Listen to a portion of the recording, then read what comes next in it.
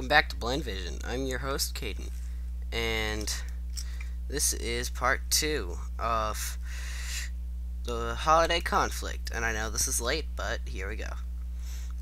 In the meantime, we were just coming near Hot's atmosphere, and we saw some strange dots, some black, some white, moving suddenly away from us. What were those funny-looking dots, Master Kenobi? And we asked. And why were they moving away from us? Do you think this is a trap? Maybe they've been waiting for us. I believe all of your guesses are correct, said Obi-Wan. Maybe they were waiting for us, and maybe that is why they moved away as we approached. However, a Jedi must not assume. Clear your minds, my young friends. Let the Force tell you what it wishes to reveal when it wishes to reveal it. All the same, we said, we have to guess things before we investigate and find our answers, right? Yes, said Obi-Wan. However, when you are in my company, you must learn to think and act as a Jedi must. You had better consider that as your own instructions too, my young Padawan. He yelled to Anakin, who was in the cockpit piloting the ship. Hey! Anakin yelled back. We all laughed. Even Anakin did a little. Then we heard a strange humming noise. It's the controls, Anakin yelled. The steering yoke's dead. We're going to crash. We did. Right in the middle of nowhere, it seemed.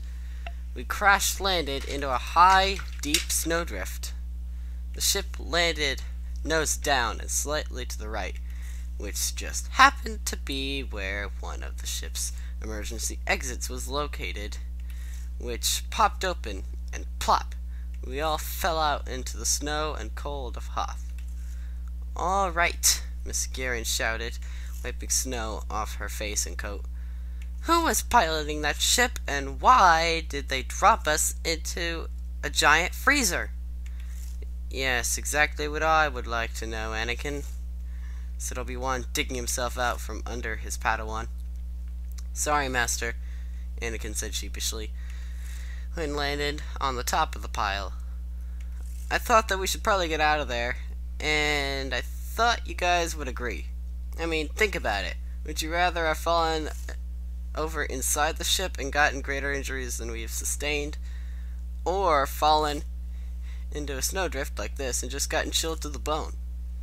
Alright, you win, said Obi-Wan. But if we ever get out of this alive, we'll be having a little chat about this, my young Padawan. Yes, Master, said Anakin, holding or hanging his head and looking somewhat ashamed. Only somewhat, though. In my opinion, I said, chilled to the bone is a bit of an understatement. I couldn't agree more, said Miss Garen, shivering from the freezing cold. Good thing we brought our coats, huh, guys? I asked my classmates, grinning a bit despite the cold. I guess, said Lynn, wiping snow off herself. Come on, Ian said. We should try and find shelter. More like build some shelter, said Obi-Wan, looking somewhat rueful. Or that, said Ian, nodding. So we gathered snow to make a shelter and some supplies from the ship so we could survive for a while, because we didn't really feel like hunting, even though Anakin volunteered but was shot down, and meat might have been a good thing to have at that moment. We just didn't feel like killing innocent creatures. Snow fort in the extreme, said Evan and I, diving into it as soon as it was okay to do so. Yes, said Obi-Wan, but I have a feeling we're going to be here for a long, long time. Hoth was very, very, very, very, very cold. It glittered with white snow on the ground and more snow blowing through the air. Come on, people, the kids said. We can still be happy here. In our world, we celebrate holidays, like Christmas, Hanukkah, and Kwanzaa. I'm guessing, though, I said, that we can at least celebrate Christmas here. That's when we celebrate the birth of Jesus, and when Santa Claus comes around and delivers presents to all the children of the world. Or at least, people say he does. He's really imaginary, but it's fun to pretend anyway. It's just for fun. Come on, said Evan and I, gesturing to the rest of the kids. Let's go play in the snow. So we did. It was fantastic, and it was fun, and we didn't really have anything else to do. We played and rolled around in snow, made snowballs and threw them at each other,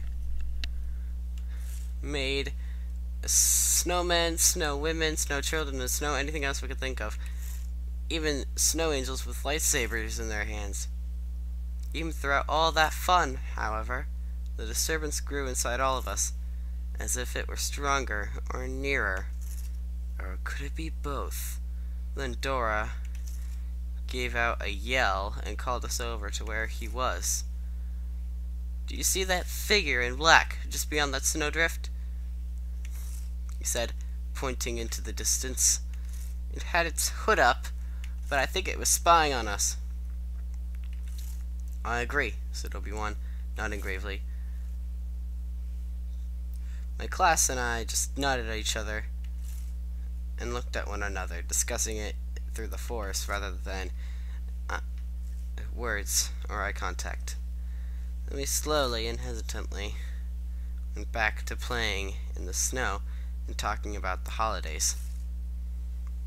We even made snow presents with tools and mechanical materials, as well as with snow and ice. However, we could all tell that something was very, very, very, very, very wrong.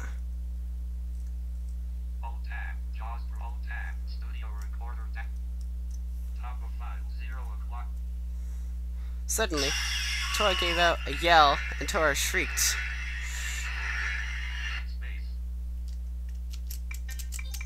Lost my place. Hold on. And yell, Tora shrieked. Dora was on the ground, his thigh cut open by a red Sith blade hovering a little above his leg, just above, as if it had just happened, which was held by a cloaked and hooded figure. At this, Anakin and Obi-Wan activated their lightsabers, and Tora began to cry. Secretly, I thought she and Dora were in love.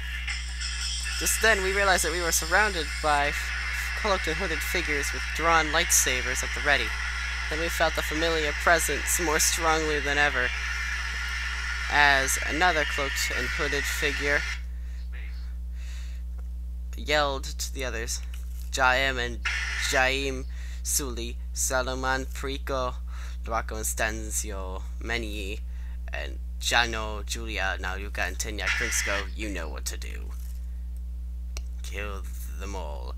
But if you can, leave Skywalker and Kenobi alive. Do it! Now!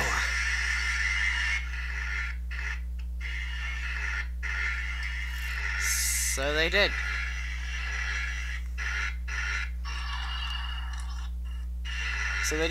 So we kids drew and activated our own lightsabers. Then we leapt at each other and fought furiously. Even Camden, who had briefly been trained by Obi-Wan, Dora, and Tora on the ship on the way. Obi-Wan's lightsaber decapitated 2 of them and cut another one of them in half, leaving... But the other 7 were harder to beat. Tora was distraught, so fortunately she couldn't fight with anger, which is something you want to avoid if you are a Jedi. Anakin cut 3 of them in half, leaving only Jano, Julia, Naluka, and Tinyak Prinsko left.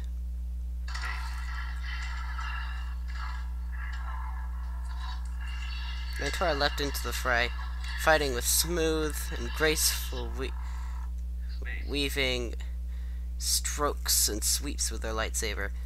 I fight for Dora, not for you, she yelled at them, which is as good as confirmed my suspicion of secret love between her and Dora. She was cut on the thigh, just like Dora, by who I believed be Julia Prinksco. It was her right leg. So when she fell, she had to get her lightsaber out of the way or out from between her and the ground, so as to not cut her right leg off on the way down. She fell right beside Dora, and they have consciously embraced each other. Later, we decided we would talk to them about it. Right now, there was no time to think about it. There was a battle going on, after all. I stopped looking at Dora and Tora and leapt back into the fray, being careful not to get myself cut into pieces by Jedi or Sith blades. Suddenly, Jono and Julia Prinksco grabbed everyone and Anakin from behind. They got the death penalty for that from both Obi-Wan and Anakin. That only left now we got Tiniak Prinksco to fight, and that they did. However, it seemed that the more Sith we killed, the stronger the rest of them seemed to get, and the harder they seemed to fight. So, with only 2 out of 10 warriors left, it still seemed as if we were still fighting 10 of them, maybe more. Suddenly, Miss Garen yelled out of nowhere, "Merry Christmas, everyone!" and threw a snow present at Tiniak Prinksco, who, caught off guard, got a face full of snow and ice. Then we all started yelling, "Merry Christmas!" and throwing snow gifts and snowballs at the Sith.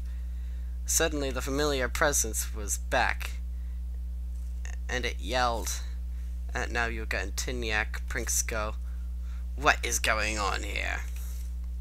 "Merry Christmas, Lord Sidious," they yelled, and threw gifts and snowballs at him. However, Sidious deflected and melted them with his red lightsaber, and then stabbed both of them in the chest, right through their hearts. Although I was sure the others had died on the dark side of the Force, I was almost certain that these two died martyrs, or heroes that sacrificed themselves on the light side of the Force. Then the familiar presence leapt aboard a ship that we somehow hadn't noticed before and blasted off into space. "Well, I'm glad that's over with," said Obi-Wan and Miss Garen. "Hey," I said to them, "but once you actually agree on something—" "No offense, I mean," I said quickly. "None taken," they said, and laughing, until they saw Dora and Tora lying on the ground. "Quick, all of you, help me get them aboard the ship," Obi-Wan said to the rest of us. Suddenly the ship fell the right way up. We carried Dora and Tora aboard and got all the supplies from the snow fort aboard. Then we shut all the hatches, Anakin hopped back into the cockpit, and we blasted off, leaving Hoth glittering white and beautiful behind us.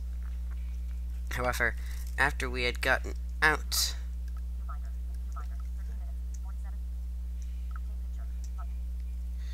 the ship was rocked by red, blue, and green plasma and missile fire. "It's a blockade," Anakin yelled. "I'm going to see what I can do as far as maneuvers." "And if that doesn't work?" asked Miss Garen and Obi-Wan. "Then we may have to fight back. It all depends on what they do as well as what we can do. Bringing shields online." Then a menacing voice, which sounded a lot like Sidious, came over the ship's communicator. "Cease your fire and hold your position," it said. "All we want is Kenobi and Skywalker, and if you give them to us, we won't hurt you." "Never!" we yelled at once. "Then I'm sorry, my friends," said the voice. "If you had given them to me, you might have lived a little longer and seen your own world again. However, seeing as how things have turned out, I'm afraid I will have to end your lives. Goodbye, my young friends." And by mission out.